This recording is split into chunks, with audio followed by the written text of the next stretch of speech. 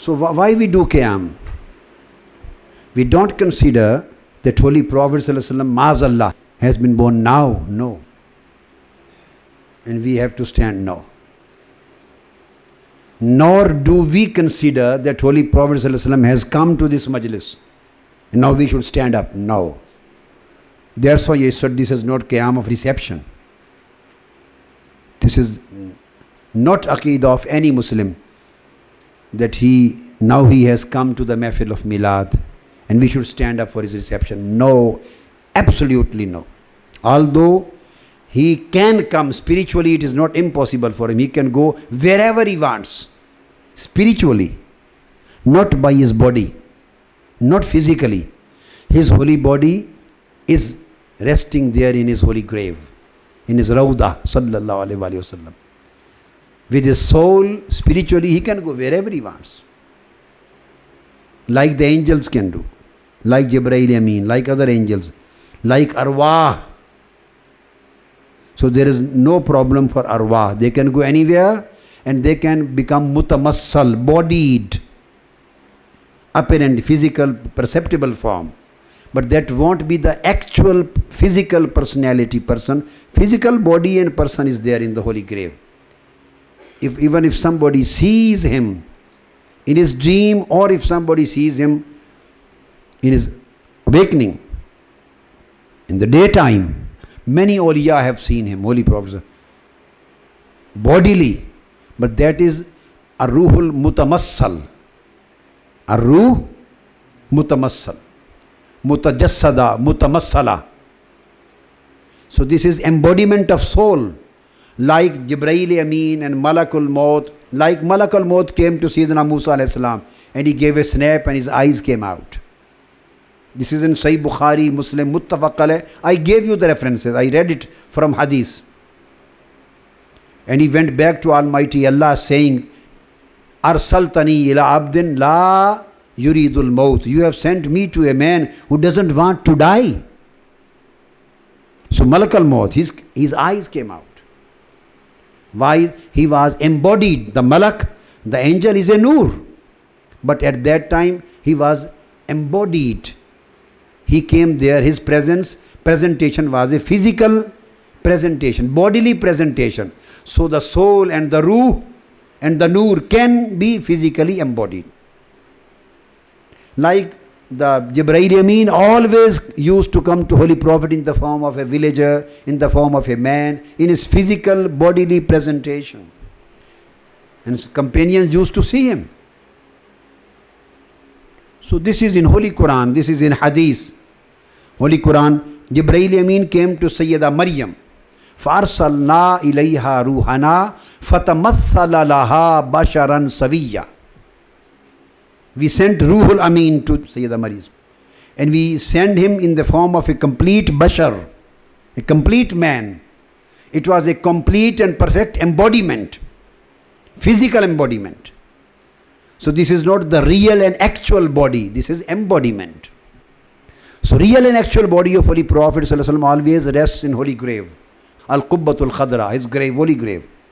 Whenever anybody sees him, nobody believes that he has actually physically with his real body come out of the grave. No, this would become disrespect to Holy Prophet. This is gustakhi, biadabi, disrespect. No. Whenever he goes, wherever he goes with his soul goes like the angels and other souls, and this is embodiment of soul. Tamassule ruh, tajassud ruh.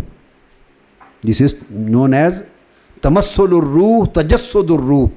Arsalna ilayha ruhana fatamathala laha basharan saviya. This term has been derived from this verse of Surah Maryam.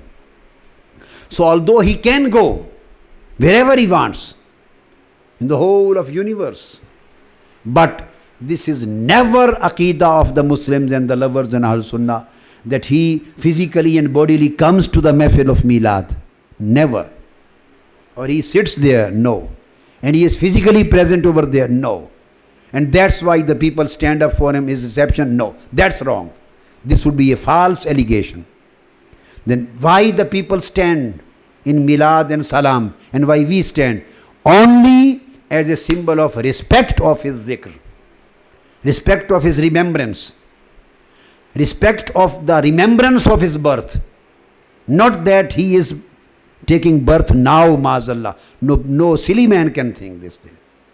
Remembrance, zikr of his Mawlid, zikr of his birth is so respectful, is so of high esteem, and it deserves that much reverence that we stand for the ta'zeem of the zikr, ta'zeem of paying salam on Holy Prophet, respect on saying salam on Holy Prophet, respect of the zikr of his birth, respect of his attributes.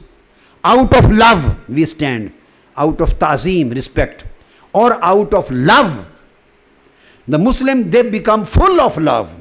Their heart become full of love and affection and sentiments and emotions when they conceive that this was the month when Holy Prophet was born.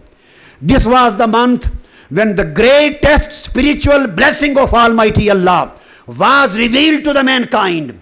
And this was the month and this was the day when Holy Prophet was born, and all darkness was absolutely replaced with light, and misguidance was replaced with guidance, and falsehood was replaced with truth. And Almighty Allah sent His greatest mercy on the world, His greatest blessing on the world. He showered His blessing on the world. So this was the time when the shower of blessings of Almighty Allah came to the mankind. So out of this concept, we became happy and pleased and full of joy. We stand up according to farah. So this is qiyam of farah. This is qiyam of joy, rejoicing. This is the qiyam of pleasure. This is the qiyam of happiness. This is the qiyam of happiness through the concept that this is the month and day when Almighty Allah blessed on us, bestowed His blessing on us. And when He made an arrangement of our forgiveness, He made an arrangement for providing guidance to us through this sending His beloved Muhammad, who was made Rahmatul lil Alameen. So this is the qiyam of farha. This is the qiyam of respect and ta'zeem. And this is the qiyam of mahabbah, love to Holy Prophet. And you can do this anytime, whenever you want. It is possible. If Holy Prophet wants, he can go mutamassilan, ruhaniyan mutamassilan, at the same time at million places in mahfil. Thousands of places if he wants, he can go. That mushahada is not the part and parcel of that idea. That is a separate thing. That is the concept of mushahada, concept of kashf. There is a different subject, and huzur is the different concept. These are two different things.